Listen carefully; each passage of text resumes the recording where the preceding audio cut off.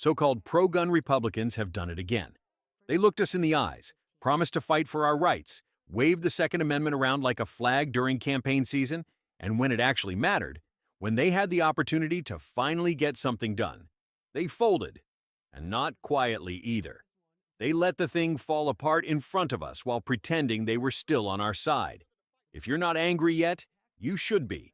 We've listened to these people talk for years. We support gun rights.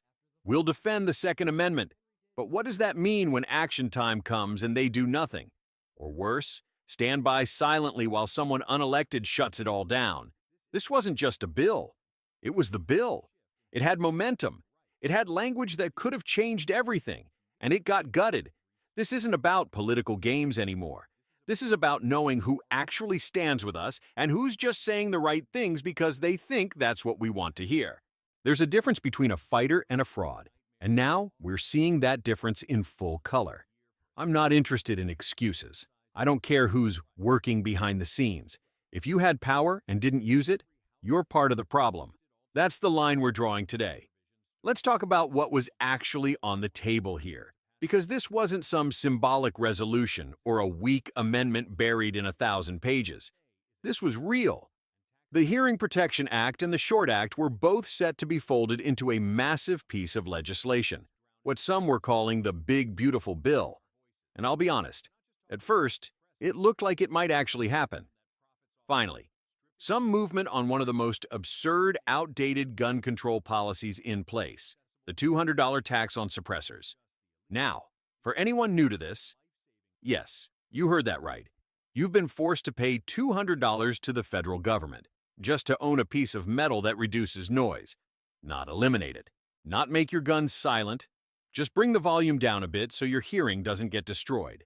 That's what we've been taxed over for almost a century. It's never been about public safety. It's always been about control. So this bill, if passed, would have taken that $200 and dropped it straight to zero. And yeah, that would have been a start. Not everything we want, but a serious step in the right direction. Because what we're fighting for isn't just a lower price, it's deregulation. It's ending the nonsense red tape and the ridiculous waiting periods. It's about saying you shouldn't need permission from the government to protect your ears. And for once, the stars were aligning. Budget reconciliation meant this thing couldn't be filibustered. Only 51 votes, a narrow path, but a real one. All they had to do was walk it. The truth is, procedurally, everything was lined up. This wasn't some Hail Mary effort. This was planned to go through budget reconciliation, a process that only requires 51 votes in the Senate and can't be filibustered. In Washington terms, that's a wide-open lane, if you've got the guts to use it. But of course, there's a catch. The Byrd Rule. Any provision added through reconciliation has to be tied directly to federal spending or revenue. That's where they came for us. Here's the thing, though. These provisions were tied to revenue. You've got millions of suppressors currently in the system, each one requiring a $200 tax stamp. That's not just pennies. That's hundreds of millions in total. And it doesn't stop there. There are tens of thousands of new applications every year, each bringing in more money. This isn't a theory. This is how the Treasury works. And on the other end, let's not forget the back end of the system, the federal registry that tracks all these NFA items. That thing costs millions a year to maintain. Just recently, they poured over $4 million into upgrades. So yes, there is spending, and yes, there is revenue. It's all budget-related. It should have fit the rule. But in D.C., logic doesn't always win. And what should have been a straight path forward got derailed by one unelected voice.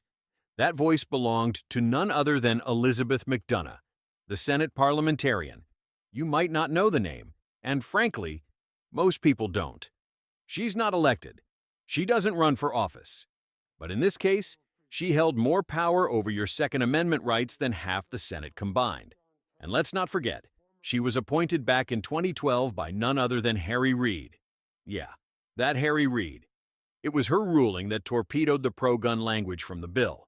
She looked at the Hearing Protection Act and the Short Act, both of which deal with taxes and federal processes, and said they didn't survive the Byrd Rule. Not ideal, not maybe next time. She flat out said, "Not allowed." Let's be clear, this wasn't some neutral call. It was a decision that rewrote the course of the bill. She claimed the suppressor tax didn't have enough of a budgetary impact, as if hundreds of millions in tax revenue and the cost of running a massive federal registry aren't budget matters. It's laughable, if it weren't so dangerous. And the worst part? No one pushed back. Not the ones who say they stand for gun rights, not the ones who make a career off defending the Constitution. They let her decision stand, just nodded and moved on. That's not just procedural failure, that's betrayal by someone who was never even on the ballot. One voice, appointed behind closed doors, just shut down what millions of Americans have been demanding for decades. And the people we elected didn't do a thing about it. Now here's where the betrayal really starts to sting. Elizabeth McDonough might have made the ruling, but it wasn't final, not by a long shot. The Senate has every right to ignore the parliamentarians' guidance. They've done it before. In fact, they did it in 2001 when the Bush tax cuts were on the line. Back then, when it suited their agenda, they overruled the parliamentarian and pushed forward anyway. And guess what? The world didn't end. So why not now? Why not when the rights of millions of gun owners hang in the balance? Because that would take backbone. That would mean risking media backlash. That would mean upsetting the status quo. And apparently, that's too much to ask from people like John Thune, the Senate Majority Leader. Thune had the authority to challenge the ruling.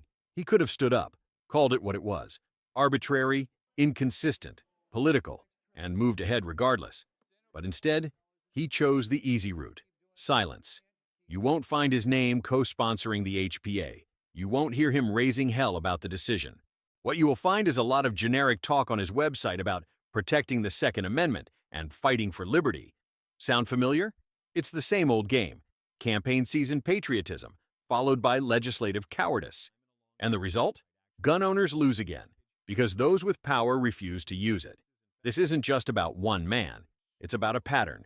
Over and over, we see so-called allies wilt when it counts. They wave the flag, pose for photos at the range, but when the real battle hits the floor of the Senate, they disappear. And that silence is just as loud as a no vote. Here's the thing. Just because they failed this round doesn't mean it's over, but it does mean the options are shrinking. There are still paths forward, if the right people are willing to fight for them. And I mean really fight. Not just draft a press release and call it a day. One option? Reintroduce the same language through a standalone bill.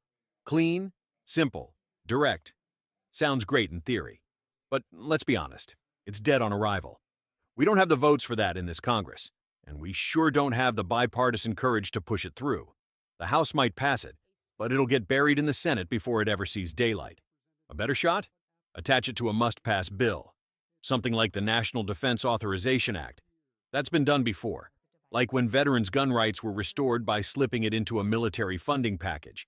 It's political jujitsu.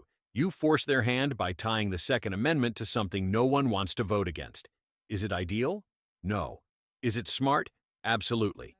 But there's another option too, the nuclear one. The Senate Majority Leader could just ignore the parliamentarian, straight up reject the ruling and move forward anyway. It's rare, but it's legal. And if there was ever a time to do it, it's now. Because what's being blocked isn't some fringe issue.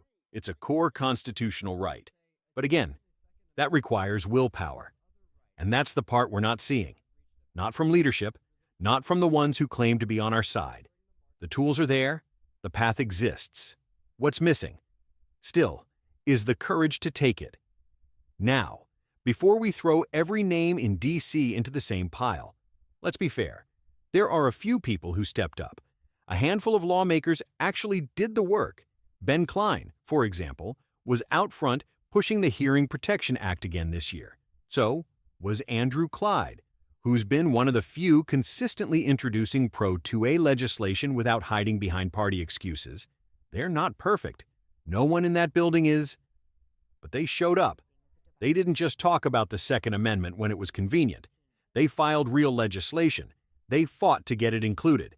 And they kept pushing even after the parliamentarian slammed the door shut. That matters. If you're going to pressure the cowards, you also need to back the ones who actually try. That means calling their offices, sharing their efforts, letting them know that what they're doing doesn't go unnoticed. Because in today's climate, real political courage is rare. When someone actually displays it, they deserve support, not silence. Word is, after all the chaos, the section removing the $200 tax stamp might have made it back into the bill. Just that part? No registry reform, no structural change, no full deregulation, just the tax gone. And sure, on the surface, that sounds like something. After nearly 100 years of this nonsense, seeing that tax finally get eliminated, it feels good. But don't let that fool you, because this is how they play the game. They give you crumbs and expect you to say thank you. They'll use this one partial success as a campaign ad. We defended your rights. We stood up for gun owners. No, you didn't. You left the surveillance. You left the registration.